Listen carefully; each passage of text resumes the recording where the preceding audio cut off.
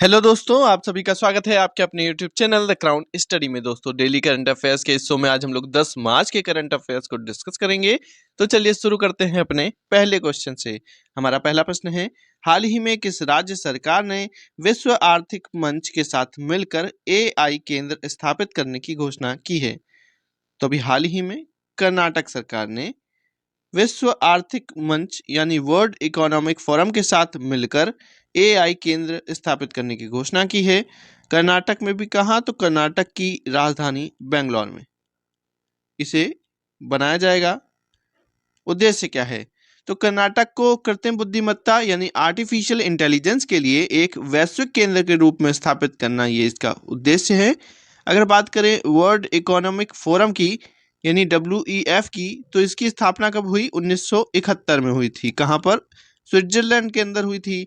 और वर्तमान में इसके अध्यक्ष हैं बोर्गे ब्रेंडे। अगला प्रश्न है, हाल ही में भारतीय नौसेना द्वारा कहाँ पर INS जटायु को कमीशन किया गया है? तो अभी हाल ही में भारतीय नौसेना द्वारा INS जटायु को ये लक्षद्वीप के अंदर कमीशन किया गया है। लक्षद्वीप में भी कहाँ? तो मिनिकॉय द्वीप पर। इसका उद्देश्य है भारतीय नौसेना की क्षमताओं को बढ़ाना और महत्वपूर्ण हिंद महासागर क्षेत्र में पहुंच बनाना और निगरानी करना। अगला प्रश्न है, हाल ही में कहां पर दुनिया की पहली जेट सूट रेस का आयोजन किया गया है? तो जेट सूट रेस ये पहली बार UAE में, कहां पर? UAE के अंदर इसका आयोजन किया गया। आयोजनकर्ता कौन थे? तो ग्रेविटी इंडस्ट्रीज के द्वारा इसका आयोजन किया गया था। ये इस तरीके से ये रही इमेज दोस्तों, इसका आयोजन किया गया। इसमें यूनाइटेड किंगडम के 22 साल के जेट सूट पायलट इस्सा कलफॉन ने इसको जीता है। अगला प्रश्न है, नेशनल क्रिएटर अवार्ड्स 2024 में cultural ambassador of the year का पुरस्कार किसने जीता है? तो नेशनल क्रिएटर्स अवार्ड्स अभी हाल ही में वितरित किए गए हैं। प्रधानमंत्री नरेंद्र मोदी ने भारत मंडपम में इन अवार्ड्स को प्रदान किया है।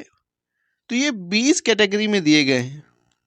20 कैटेगरीज में ये दिए गए हैं, जिसमें cultural ambassador of the year का अवार्ड ये दिया गया है मैथिली ठाकुर को। वहीं जया किशोरी जी को best creator for social change और कीर्तिका गोविंदा स्वामी को बेस्ट स्टोरी टेलर के रूप में ये अवार्ड दिया गया है। ये दोस्तों इस तरीके से अवार्ड वितरित किए गए हैं और ये रहे 20 कैटेगरीज के नाम, जिन्हें आप पढ़ सकते हैं।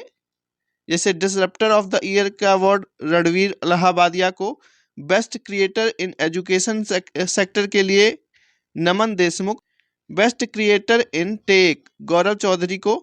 और इस तरीके से ये पूरे 20 कैटेगरीज के लिए दोस्तों दिए गए हैं। आप इनको वीडियो को रोककर पढ़ सकते हैं। अगला प्रश्न है, खसरा और रूबेला चैंपियनशिप पुरस्कार किस देश को प्रदान किया गया है? तो खसरा और रूबेला चैंपियनशिप पुरस्कार ये भारत ने प्राप्त किया है। भारत को यह पुरस्कार खसरा और रूबेला रोग की रोकथाम के लिए दिया गया है। USA के अंदर इस अवार्ड को वितरित किया गया है। USA में भारत की उपराजदूत श्री प्रिया रंगनाथन जी को यह अवार्ड प्रदान किया गया। खसरा एक संक्रामक रोग होता है दोस्तों, और रूबेला भी एक इसी प्रकार की प्रजाति होती है, खसरा के प्रकार की ही। अगला प्रश्न है, भारत में फार्मूला 1 ईंधन का उत्पादन कौन करेगा? तो भारत में फार्मूला 1 ईंधन का उत्पादन ये करेगा इंडियन ऑयल। कौन करेगा? इंडियन ऑयल करेगा। भारत की शीर्ष तेल company Indian oil corporation limited 3 महीने में फार्मूला 1 रेसिंग कार के लिए ईंधन का निर्माण शुरू कर देगी। ईंधन का उत्पादन कहाँ पर? ओडिशा के अंदर होगा। ओडिशा के पारादीप रिफाइनरी में ये फार्मूला ईंधन 1 का उत्पादन किया जाएगा।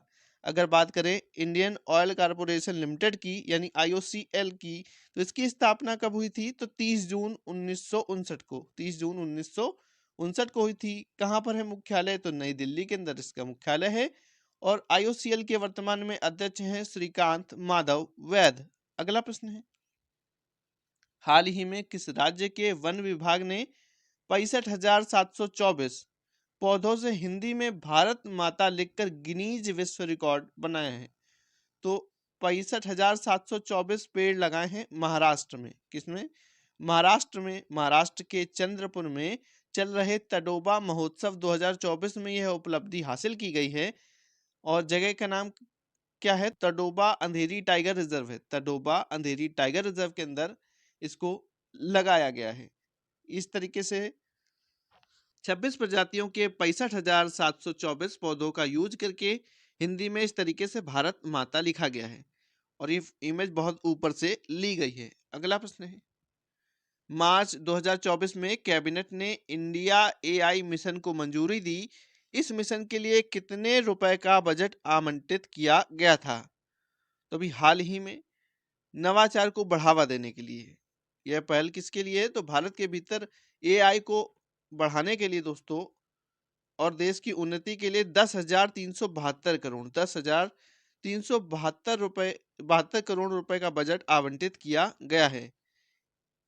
इसके लिए भारत एआई इनोवेशन सेंटर की स्थापना भी की जा रही है। अगला प्रश्न है, हाल ही में अंतर्राष्ट्रीय सौर गठबंधन में शामिल होने वाला 97वां देश कौन सा बना है? तो अंतर्राष्ट्रीय सौर गठबंधन, इसमें शामिल होने वाला 97वां देश बन गया है पनामा। कौन बन गया है? पनामा बन गया है। अगर बात करें इससे पहले 96 देश नंबर 96 नंबर देश कौन बना था? तो ये बना था हंगरी। कौन बना था? ये हंगरी बना था। और 97 नंबर की कंट्री बन गई है पनामा। अगर बात करें आईएसए की, तो इसका मुख्यालय कहाँ है? इसका मुख्यालय भारत के हरियाणा गुरुग्राम में है। वेरी इंपॉर्टेंट है, इसका मुख्यालय भारत के हरियाणा गुरुग्राम में स्थित है। और इसकी स्थापना कब हुई थी? इंटरनेशनल सोलर अलायंस की स्थापना 2015 में हुई थी। कब हुई थी? 2015 में भारत और फ्रांस ने मिलकर की। और इसके जो महानिदेशक हैं वर्तमान में वो हैं अजय माथुर। अजय माथुर। अगला प्रश्न है, हाल ही में जन औषधि दिवस कब मनाया गया है? तो हाल ही में जन औषधि दिवस ये प्रत्येक वर्ष 7 मार्च को मनाया जाता है। 7 मार्च को। इसे 2019 से मनाया जा रहा है। कब से मनाया जा रहा है? 2019 से इस दिवस को मनाया जाता है। और जन औषधि सप्ताह भी मार्च के पहले सप्ताह में ही मनाया जाता है। यह दिवस जेनरिक दवाओं के बारे में जागरूकता बढ़ाने के लिए मनाया जाता है। वहीं 8 मार्च को कौन सा दिवस मनाया जाता है? तो अंतर्राष्ट्रीय महिला दिवस मनाया जाता है। दोस्तों, अगर वीडियो अच्छा लगा हो तो वीडियो को लाइक करें, शेयर करें, चैनल को सब्सक्राइब करके बेल आइकन दबा दें। Thank you.